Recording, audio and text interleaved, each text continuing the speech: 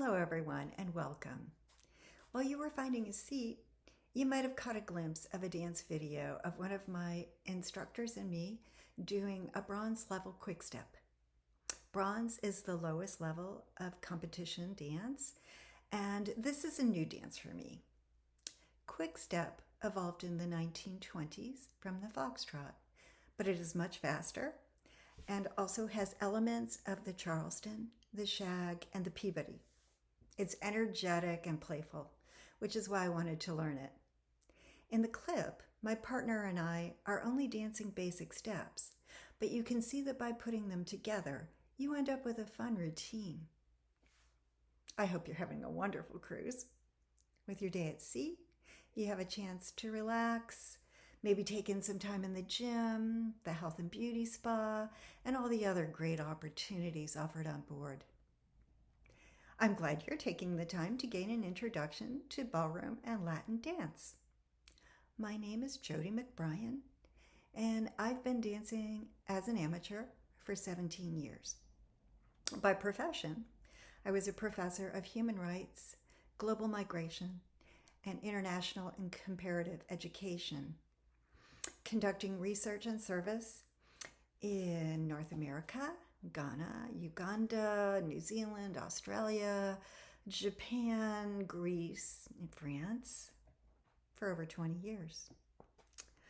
I spent time teaching students to become lawyers, politicians, diplomats, teachers, and non-governmental organization workers, and it was an honor and a privilege to do so. I will admit, my students are often quite surprised when they learned about my passion for dance. Professors tend to get pigeonholed as people who do little more than create endless research and sometimes tiresome lectures. I hope I can convince you today that this is not true. We profs can be as multidimensional as you are. The photos in this slide, the bottom left and the middle and the two middle ones are of me doing various dances. And the other two were taken when I had the privilege to go watch at the Blackpool dance in Blackpool, England, the most prestigious dance competition in the world.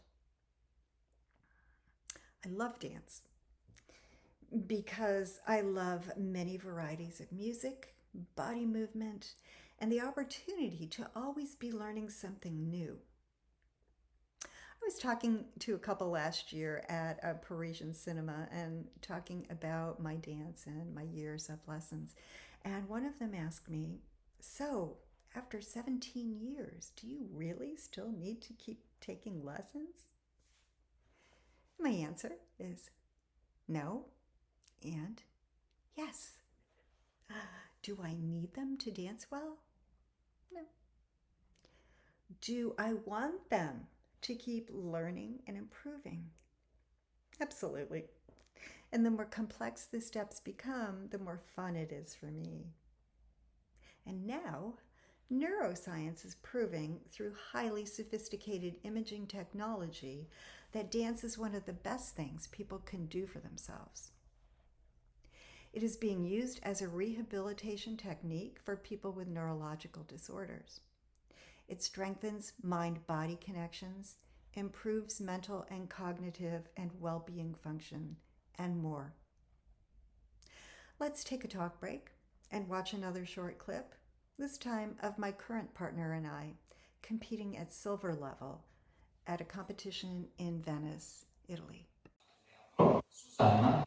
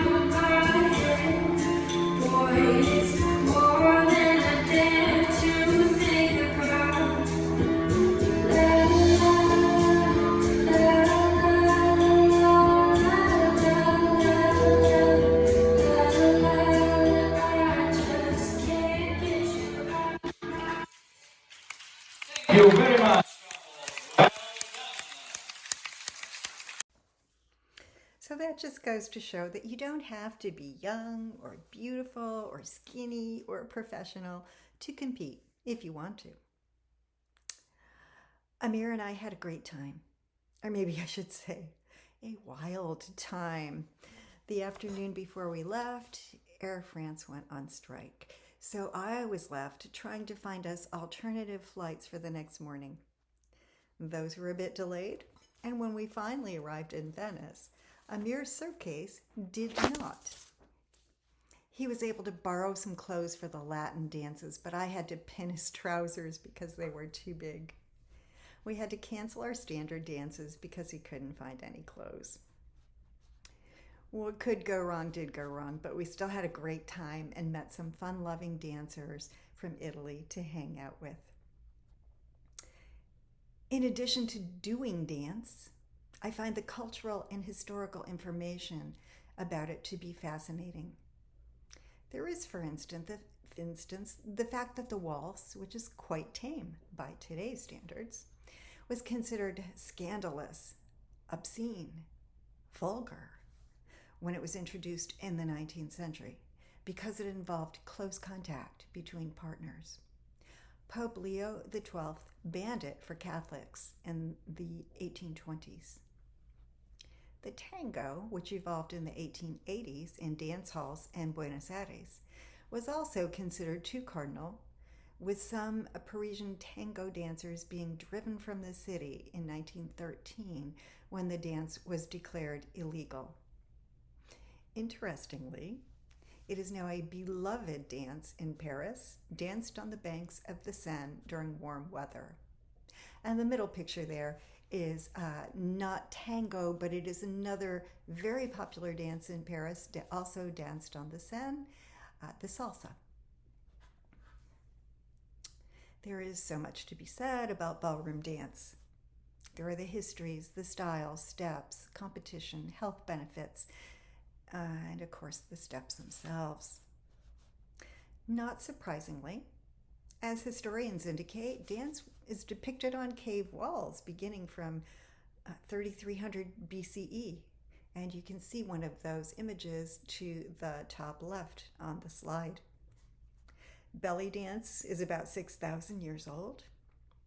Ballroom, of course, evolved much later with courtly dances, mostly for the amusement of the upper classes. Today, dance is for everyone, and it continues to evolve. Did any of you watch the breakdancing competition of the 2024 Olympics? I was in awe of what those dancers can do. And at the top right, you can see an image from the 24 Olympics break. In this presentation, I want to motivate you to dance and find out more about why it's such a good idea. So I will describe the numerous health benefits and the recent scientific research. At the end, I'll help you realize it's not as hard as it seems. Other presentations will include a history of smooth and standard ballroom dances, Latin and rhythm dances, how to start out, and some tips about technique. And so, shall we dance?